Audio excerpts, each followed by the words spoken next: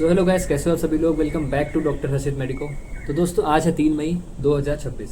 तो आज आप लोग का नीट का पेपर होगा। आप लोगों ने पेपर दे के आ गए होंगे। जो पेपर हमारा 2 से 5 चलता है नीट का पेपर। तो आप लोग में से बहुत लोगों का पेपर बहुत अच्छा गया होगा, क्योंकि मैंने बहुत सारे रिव्यू देख चुके हैं, अपने दोस्तों से बात की है। तो उनका रिव्यू ये रहा है कि पेपर का जो लेवल है वो मॉडरेट टू ईजी लेवल पे है।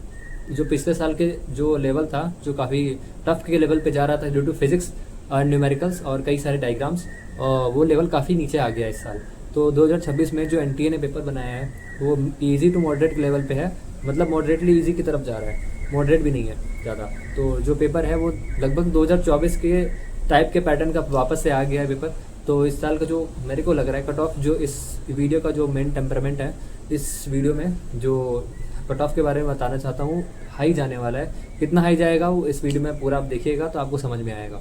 ठीक है दोस्तों, तो मेरे पास जो क्वेश्चन पेपर आ चुका है, तो क्वेश्चन पेपर को देख के जो हमारे क्लासमेट्स हैं, जो मैंने सॉल्व किया देखा है, जितना अभी तक जो भी पेपर देखा है उसके हिसाब से बायो तो जो बहुत एक ईजी लेवल पे आया है। क्यों आया है ईजी वो बताता हूँ। सबसे पहली बात, बायो में इस साल डायग्राम बेस्ड क्वेश्चन नहीं है।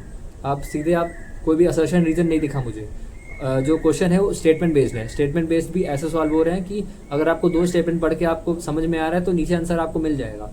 और दूसरी बात है, जो कोई नया टाइप का पैटर्न का क्वेश्चन मुझे नहीं दिखा बायो में। बायो में जैसा क्वेश्चन आता था 2024 में, जो कि विदाउट कोई डायग्राम का है और असर्शन रीजन ना होने की वजह से पेपर और भी ईजी हो गया है बायो का, चाहे वो जूलॉजी हो चाहे बॉटनी हो। बात करते हैं केमिस्ट्री की। केमिस्ट्री में फिजिकल केमिस्ट्री का लेवल बहुत ही नीचे चला गया है। फिजिकल केमिस्ट्री आसान आई है इस बार। ऑर्गेनिक केमिस्ट्री तो मॉडरेट लेवल पे जैसे आती है वैसे है। फिजिकल केमिस्ट्री का लेवल नीचे आ गया है। और बात करते हैं इनऑर्गेनिक की। इनऑर्गेनिक का लेवल भी जैसा आता है वैसा ही है।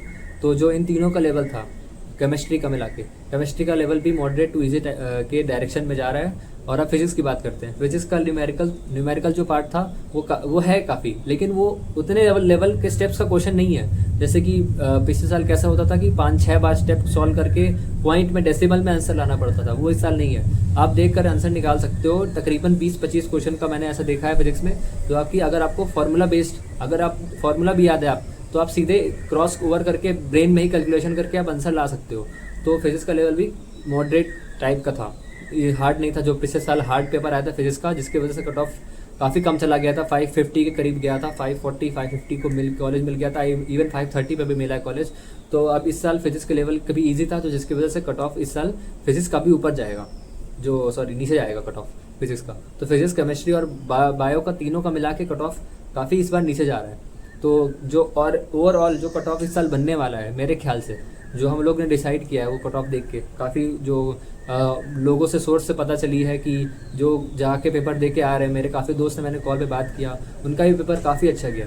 जितना उन्होंने एक्सपेक्ट किया था, जितना उन्हें मॉक टेस्ट में आ रहे थे, उनके प्लस 30 या 40 मार्क्स ज़्यादा ही आ रहे हैं इस बार।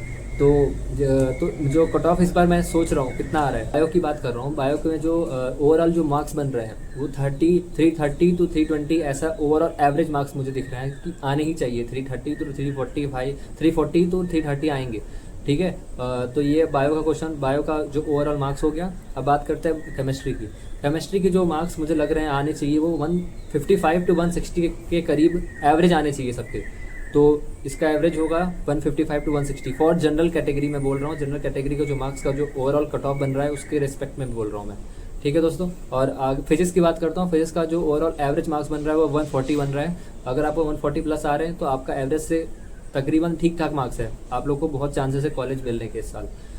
तो अगर हम लोग इसको ऐड करते हैं, किसको, 330 को, और एवरेज लेके 330 को, और केमिस्ट्री में 160, 155, 160 को ऐड करेंगे, और इसको फिजिक्स को ऐड करेंगे जिसका 140 है, तो इन ये सबको ऐड करने के बाद जो अपना ओवरऑल जो बजट बनता है, जो पूरा जो ये बनता है cut off for general category is around 620 to 625 to 630। अगर आपका ये रेंज में मार्क्स है 620, 630, इसके रेंज में मार्क्स है, तो आपका जो जनरल कोटा है, जनरल कैटेगरी में जो कट ऑफ है वो क्लियर होने के बहुत ज़्यादा चांस है इस साल। तो अगर आपके इतने मार्क्स आ रहे हैं, आप अभी आंसर की से चेक कर सकते हो। अगर आपको, मैं आपको क्वेश्चन डिस्क्रिप्शन बॉक्स में मैं अपना जो पेपर है उसको डाल दूंगा। गाइस, ये रहा एक्सपेक्टेड कट ऑफ जो जनरल कैटेगरी का होगा, मेरे ख्याल से 620 के अराउंड। या ओबीसी के कैटेगरी के हिसाब से 605 to 610 जाएगा। और SC ST के हिसाब से मैं SC का बताता हूँ 550, 560 तक जाएगा, इससे ज़्यादा भी जा सकता है। और जो ST कैटेगरी का है वो 530 के अराउंड जाएगा। तो ये सब रहा मेरा ओवरऑल कट ऑफ। अगर आप लोगों को कोई दिक्कत, कोई परेशानी, कोई आपको पूछना हो पेपर से रिलेटेड, तो आप डिस्क्रिप्शन बॉक्स में पूछ सकते हो। अगर आपको कोई कॉलेज की जानकारी चाहिए वो भी आप मुझे इंस्टाग्राम पे मैसेज कर सकते हो, या फिर मेरे को DM कर सकते हो इंस्टाग्राम पे। टेलीग्राम पे मैं लिंक दे देता हूँ, आप वहाँ पे भी आप बात कर सकते हो मुझसे कि आपका पेपर कैसा गया। आप कमेंट सेक्शन में बताओ मुझे कि आपको पेपर कैसा गया, आपको पेपर कैसा लगा, तो मुझे और पता चलेगा कि पेपर ओवरऑल कैसा जा रहा है। ठीक है दोस्तों, तो इस वीडियो में इतना ही था। मिलते हैं आपको अगले वीडियो में किसी नई टॉपिक के साथ। तब तक जय हिंद, जय भारत।